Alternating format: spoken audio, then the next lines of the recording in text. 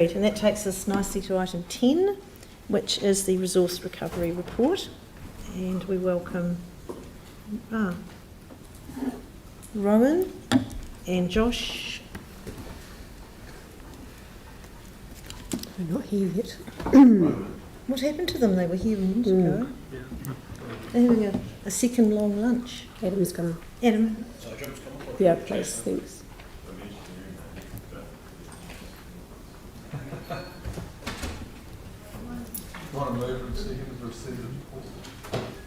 Would you like to move it? Yeah. Seconded, Jake. Any discussion? Right.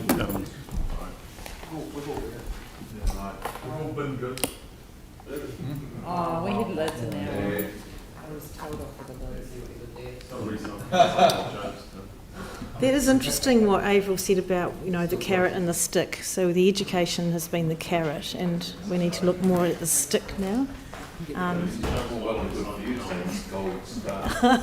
know.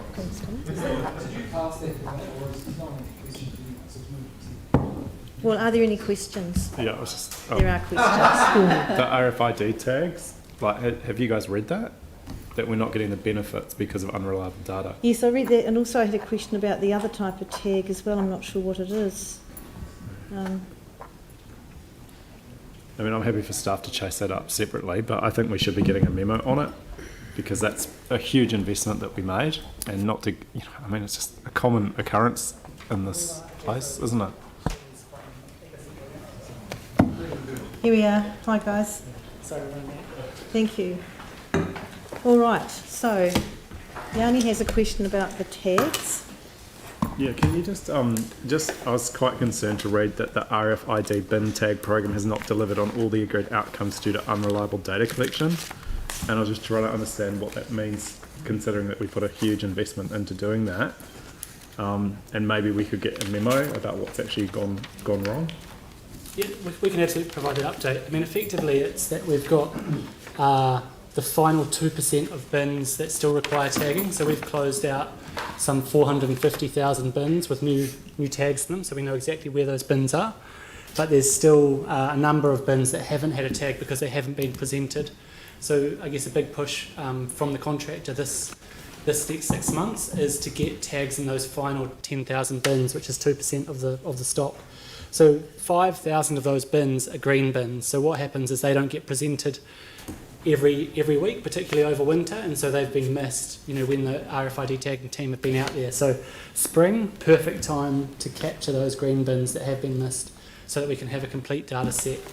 In terms of the technology, there are some issues there, and we're trying to pull that information into what's called an API, but basically it's so that we get the live data from the collection truck so that we can use that to understand, where a collection route is in terms of completion, and so that we can potentially bring that information into things like our mobile app. And so that's the data stuff that we're just working through at the moment with the contractor. But we can certainly put it all into a more detailed memo for you all.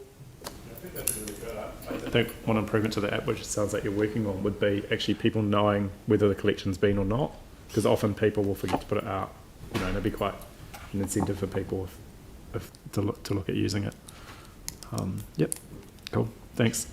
Just the only other question, I guess, was just around the whole recycling issue. Are we able to get some sense of how you're working with Eco Central around messaging, around recycling? Yeah, absolutely. So we've got a shared communications campaign with Eco Central. I'm not sure if Avril touched on that just then. So Council's communications team are working with Eco Central's communications team, and they've got a shared approach. Effectively, we don't want different messaging going out between the two parties, and that relates to the neighbouring councils as well. But we also recognise that Eco Central are the source of truth, they are the people processing this material, so we really need to make sure that they've got the right messaging and that we align with that. So that is certainly in process. Just if we had another emergency or a disaster or something, a pandemic, do we have Eco Central as kind of a key stakeholder in our response plans? Like, how are they involved in the response planning? Yeah, so we are. So we have a pandemic response plan in the resource recovery business unit with each of our contractors, so that we understand how they're going to action, how they're going to, I guess, progress in that pandemic situation. So certainly EcoCentral are a key stakeholder, as are Living Earth and Waste Management, the three major contracts. Right, Jimmy. One question. What's the time frame particular staff are mentioned, now is investigate more flexibility for residents regarding the different capacity options can minimize those waste. Particularly earlier, the EcoCentral they present to us create 42% waste from yellow bin. It's quite serious. So what's the time frame for flexibility, different options to meet the people's needs? Yeah, absolutely. So I guess the contamination issue is a huge issue, and it's costing council a lot of money at the moment. Sending almost half of the material we collect for recycling to landfill has a higher cost. We've got a whole raft of communications around that, but in terms of the actual bin options, that's what we're looking at. With both the waste minimisation and management plan that we've just run through public consultation, and the service delivery review, which is going to follow immediately on from that. So what we're looking at is, are there better charging mechanisms, and are there better, bin options that we should be offering residents? Our neighbouring councils do this with opt-in, opt-out services, and the ability to change up and down your bin sizes more easily. And so we're looking at that just to see that we can actually provide residents with the fit-for-purpose service. So in terms of timeline, I guess it is rates funded, so we'd need to put it into the next rates policy, the next rate cycle. Thank you. All right. I had a question on the Burwood resource recovery, and there is quite an interesting table there about the landfill gas and the value of that in dollars at 944,467. Is there any way we can actually also calculate our saved carbon emissions? Yeah, I believe there's an internal program for capturing the carbon, the carbon accounting. Yeah. So it's not our business unit, but we can definitely come back to you on that in terms of the carbon benefit of using that landfill gas as an alternative fuel. Yeah, well, that could be fed into your committee, Sarah, because I think we need to get this data. Yeah. So that would be really helpful. And then also with how long has that facility got to go? Aren't we closing that? So it's two slightly separate elements, I guess. So yeah. the landfill gas catcher is the former Burwood landfill. Yeah. And so that obviously ceased operation in the 90s, and we've got there's a peak supply of landfill gas that's going to come off that site. Yeah. And so we do have declining landfill gas off that. So we are seeing, in the future we're not going to have that source of landfill gas for this purpose. Yeah. The BRRP stuff is around the actual site operation, and that's due to conclude this year. Right. So the landfill gas is diminishing from there. Yeah. So the landfill gas, I don't have the exact details, but we've sort of, I guess, modelled that decline in landfill gas over the coming years. So what are we going to do here? Don't we use it here in this building? Yeah, it's So charging. there are people looking at that, and there is a report being looked at it in the next 2 to 3 months. Okay. All right. And also in the rehabilitation planting at Burwood, around 60,000 native plants have been planted. Is that a community project as well? Are we working with volunteers plantings as well? I'm not sure. I can come back to you on whether there's a community aspect. There's certainly a contract for landfill remediation and rehabilitation. Yeah, and so that is with a commercial contractor, but I don't know whether community groups are also involved in that planting.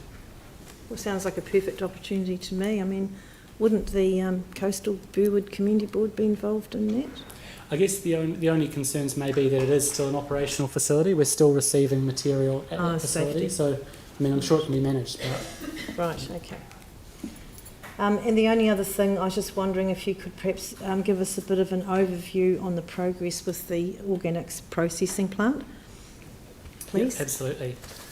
So we've got a slide which is the timeline for the Bromley Odour project, and so if we can bring that up on screen, we could just walk you through, I guess, the process with the Living Earth and Eco-Central sites at Bromley. Yep. Yeah. So effectively, we've been working with Environment Canterbury, the regulator, on the Bromley Odour issue since about, well, in this iteration anyway, since sort of November last year. So really looking at the public concern around odour from those two sites and trying to understand, what the sources of the odour is and whether we can improve our operations to reduce odour at those sites. This culminated in a trial, or I guess a pilot, which ran from March through to May. No, it's just for the month of March. Just for the month of March, sorry.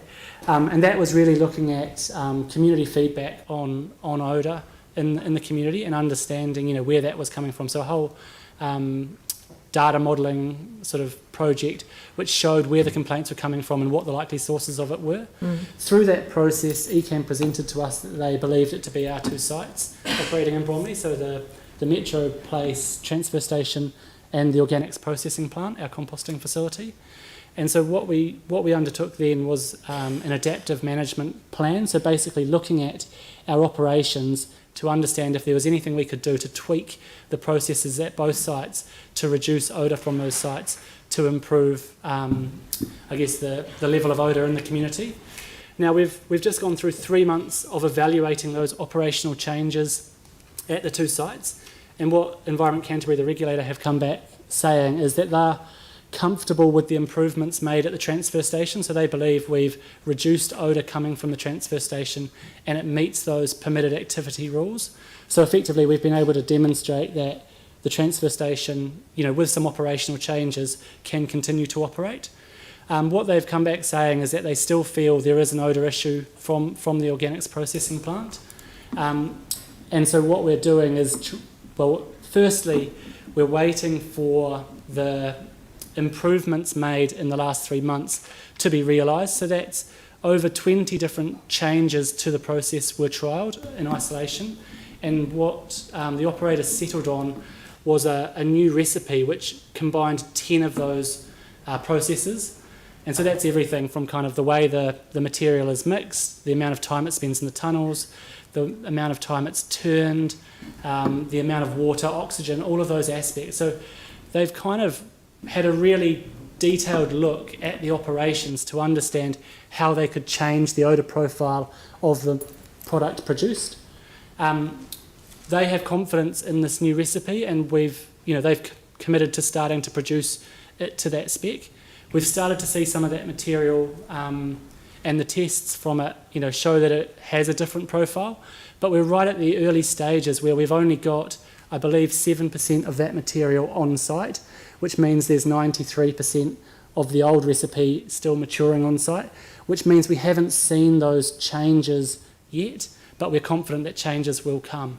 So we're kind of at that point where we've made the operational changes, we're waiting to realise those improvements, but we're also aware that, this site is 11 years old. There is better practice out there internationally now on how to run a plant like this.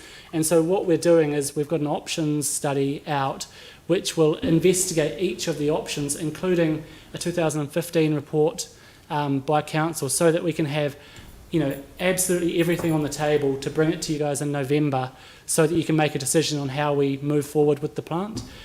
I guess at the same time, we're hoping that these operational improvements will have improved the odour to a point where it may not require that investment come November, but we're going to give you all of the information for that decision at that time. And by November, the percentage, the recipe will be nearly 90%. Yeah, I think in the 90s. So what we're saying is that at the end of October, we'll be at over 50%. So we will start to see a marked difference in the tone of odour produced from the facility. And that's where we'll start to get a real flavour of if the improvements are going to make a significant difference. Right. But at the same time, we'd need to present you with the technical options in terms of plant upgrades, the capital expenditure associated with those, so that you guys can make an informed decision, based on, I guess, a level playing field of all the facts. That's encouraging. I think that's really good progress. And also the community can still respond with that Smelt It app in the meantime? Absolutely. And being encouraged to do that. Environment Canterbury have developed the Smelt It platform for this site and another site in Cashmere, and they're continuing to operate that.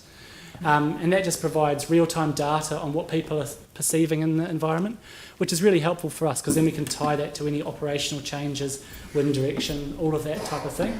And we've now got, over 4 months of data through that, crowdsourced data, which is really helpful for when we're evaluating whether improvements have occurred. Right. Well, that's great. Are there any questions on that from anyone? No? Oh, Yanni. Sorry, just to be clear though, there's been no improvement to the odour in the 3 months. It's gotten worse. Yeah, so the improvements are to the operational process, but that material takes, I believe, 16 weeks in the current process to go through its maturation on site. And so, although we've selected a preferred process or recipe, that material is only just coming out of the tunnels now, whereas we've still got the last 16 weeks of maturing material on site. I get that, but what I don't quite comprehend is with all the other stuff, the non-recipe interventions, why the problem's getting worse rather than improving. The majority of the changes on site have been the recipe, so that includes things like turning frequency, the temperature, changes in the tunnel and things like that. The main other aspect we've been looking at is the misters, there's been multiple new water misters that have been hired. There's the potential they have made some difference, but it seems that they've made little difference or the difference has been marginal at this stage. Right. But the recipe change, because of the volume of product on site, that's our best chance of reducing the odour through the operational changes. It's worth also noting that our contractor has commissioned an independent study of their operating practices to understand if there's anything that they are doing on site that could be improved. So they really are, both the contractor and ourselves are looking at every option to improve the facility. It just will take some time, unfortunately. I guess the question the community has, and I certainly have, is didn't we do this in 2015? Like, didn't we get best practice and have Becca do a report that showed a whole bunch of things that could be done to try and deal with these issues? So, and since then, there's been a process of kind of continuous improvement at the facility. So there's been multiple things that have happened over the past kind of 5 years. Right. But I get that. But then why is the problem getting worse? That's what people struggle to understand. We did the thing in 2015. But the problem has been getting worse in the last few years rather than improving. And now people are saying, well, you're just doing the same thing you did in 2015 and we're still not seeing any improvement. There has been a steady decrease in complaints over the last 5 years. So, I guess we need more information on how the odour at that facility is getting worse. What we've seen through this, crowdsourced data and opening it up to public feedback is we've got much more detailed feedback on when and where the occurrences are happening, so we can actually identify the sources of that odour, and that's really helping us to target in on what changes we can make. For example, targeting in on the maturation, so the outdoor windrowing, rather than the biofilter or the screening shed, because those haven't been the trajectories that have been identified for odour. So there's a lot more detail we're getting out of this approach, the combined approach with Environment Canterbury, that we perhaps didn't have back in 2015. In 2015, we looked at options for site redevelopment, whereas now we're really trying to understand what is happening at the site to inform redevelopment. Okay, and then the final question in this regard is, when do you think residents will stop noticing the offensive odour? Like, when best case scenario, can the residents go, actually, we're not noticing the offensive odour? So the current projections in this timeline are that at the end of October we'll have 54% of the material on site of the new recipe. At that point, residents should notice an improvement, but we'll be monitoring, that resident feedback through the app, etc., to understand if that has occurred. So we're really interested in this next 3 months because all of the operational changes will start to come into effect, and so we need to understand if they're working and if residents are noticing a difference. Right. Okay, thanks. Yeah, and I think I can sense some positivity around that. So fingers crossed that it will do something. And so we've also got a parallel process where we've got the joint councils action group, and that's City Council, Environment Canterbury, and supporting staff from both organisations. So Yanni, myself and James Daniels are our representatives, and we have Chair Jenny Huey and Nicole Marshall from Environment Canterbury. And we are composing the latest newsletter to go out that we really want to word in plain English and tell people exactly what's happening, give them this timeline, things like that. And we're also going to organise a community group with a free and frank discussion. So you'll be involved in that, Yanni, as well, which will be great. We'll be able to tell people what is going on. And I think it's really important to see that there is something going on. There's tangible changes here. And in October, hopefully we will see some big improvements. You've got a question, Aaron? Yeah, just with your recipe changes, what are the differences? I noticed when I was in Dunedin earlier in the year, theirs had gibboard in it. So they, rather than send the gibboard to landfill, it gets broken up, crushed up and put in with their compost because it's 100% compostable, which is weird that we don't. But does that soak up the smell as well? Because I know that you use that in compost at home. So as far as I understand it, we haven't changed the feedstock, so we're still accepting the same input material, which is obviously the curbside organics, garden waste and commercial food waste. What we've done though is we've isolated those feedstock streams so that we can understand the impacts of each material on the odour. So we're kind of just getting a better understanding of how our current accepted material operates through the plant and what those potential sources of odour rather than are. Introducing new stuff. Yes. But don't we also have a parallel program where we're looking at putting paper through there? Yeah, so part of the research that we've been doing, came off the back of, I guess, the issues that Avril raised in the previous presentation, just around the markets for recycling. And so what we wanted to look at is, obviously, worst case scenario is we collect everything through the yellow bin and it has to go to landfill, and that cost is significant to council. So we want an alternative to that, and the idea being that we could process paper through the composting plant. Yep. Rather than send it through the landfill, because obviously the processing cost is much lower, and you get an output that has a beneficial use in terms of application to soil. So that is part of the work that we're doing in these options. So that'll come through in the November report. Yes, okay, that's good. Yeah, or even at the end of October when we bring the CEA report. Right, okay, that's excellent. Thank you very much. All right. Phil, just about to put it. It's all right. Just one thing I'd like to say, just backing up what Yanni said. If you were Joe Public out there and we've got to the end of the 3 months and they're saying, oh, here we go again, I think we've got to be very clear what we tell the public in really down to earth numbers and figures and what have you in English, but have it so that November, when this report comes out, that's it. We won't kick the tin down the track anymore because they're up to here with it. So I think we're pushing it, asking them to go out to November, but we've got to make a conscious decision that November will make a decision one way or the other. Yeah, absolutely. I think the really important thing here is to engage with the public and bring them along for the journey, rather than just say, oh, well, we've spent 3 months on it and we haven't solved it, or we're our work's ongoing. It's showing them why it's taking that amount of time. I think, we've got a Newsline article going out and we've got the public engagement session happening shortly. So it's just about making sure that we communicate to the residents of Bromley what we are doing and I guess what each change will cause in terms of the odour. So yeah, that's great. All right, so it's been moved and seconded. Is there any debate? Yours was kind of a debate, Phil. Melanie? I just wanted to comment on the process that's happened, and not to downplay the residents, but looking at what's happened, like coming from a science point of view, like this is looks like quite a scientific process. It's happened in a really short time, and if anyone, science is bloody slow. I'm actually quite impressed. So I really hope it has the outcomes that the residents want. And I just wanted to say, I never thought I'd see safety in this paper in council, because I did a whole chapter on that in my PhD. Yanni? Can I just ask, are Becca being asked to do we're in debate. Oh, okay. Yeah. Let's just frame it. Yeah, all right, well...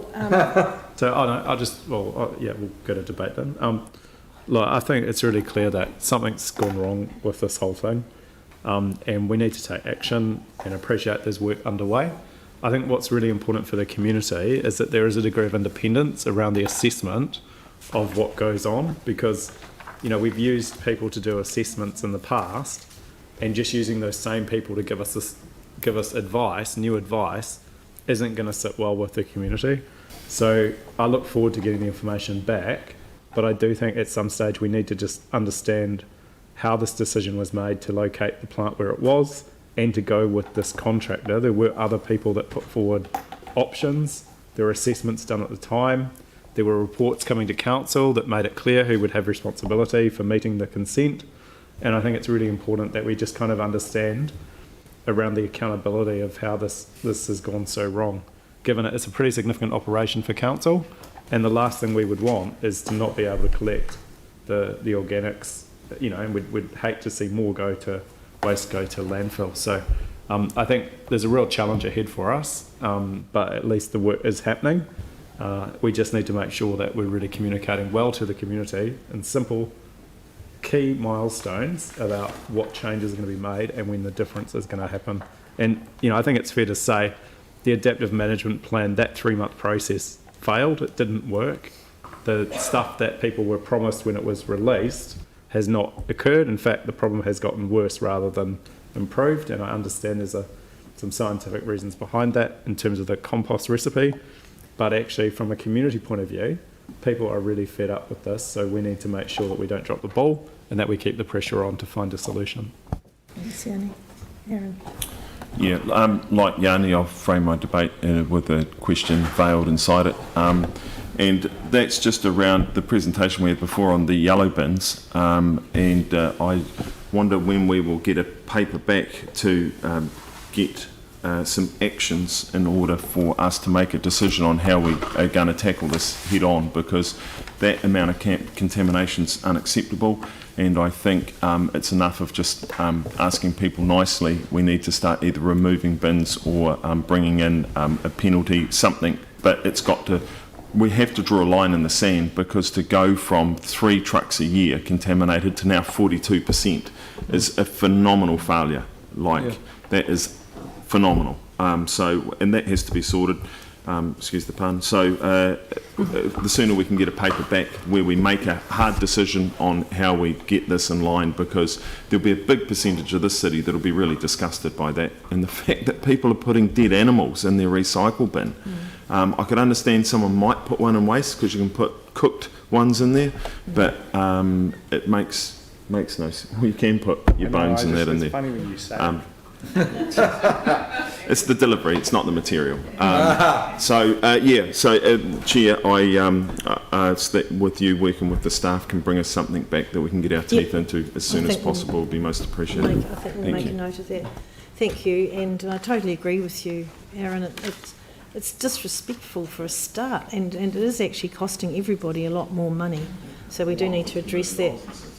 But I'd really like to thank you for the report, very good report, and also for all the work you're doing on the Living Earth issue. And I think we are seeing some progress, we're seeing some timelines, we're seeing some actions.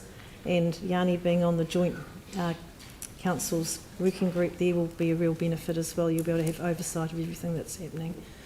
So I'll put that motion. All those in favour say aye. Aye. Opposed? That's carried. Thanks very much.